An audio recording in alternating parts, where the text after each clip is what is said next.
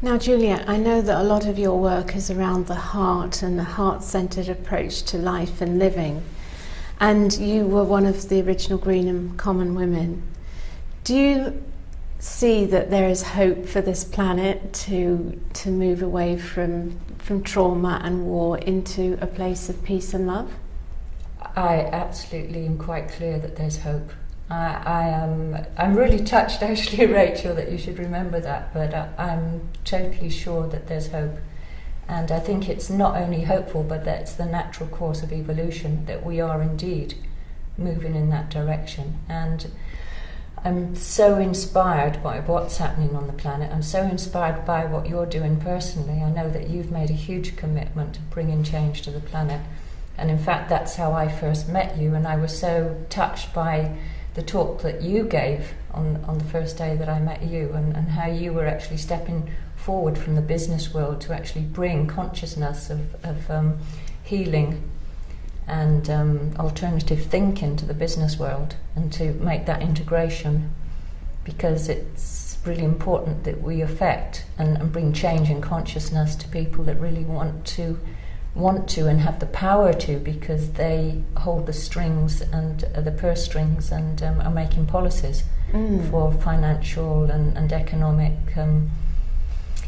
changes. It seems to me, Juliet, that people are kind of lighting up and waking up into this kind of higher vibration. And you're based in Glastonbury, of course, which is one of the it's the heart chakra of the planet.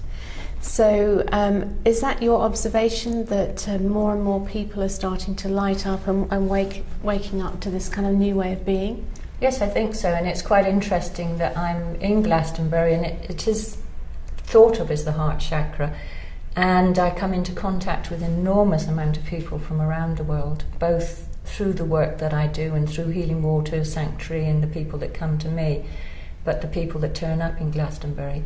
And it's quite interesting because I got to Glastonbury because I was, as you said, involved with Greenham Common, and also I was actually in Eritrea in a war zone before coming to Glastonbury and campaigning for famine relief and the end to war. And I suddenly got the feeling I have to stop being a kind of activist on the front line, and the path is the way of the heart, and the path is through healing, self-healing first and foremost. And I have to go to Glastonbury, and that's how I ended up there. And from there I've been taking much more of an inner path rather than being an activist on the streets. And yes, I've been really, really impressed. An incredible shift during the last 30 years that I've been there.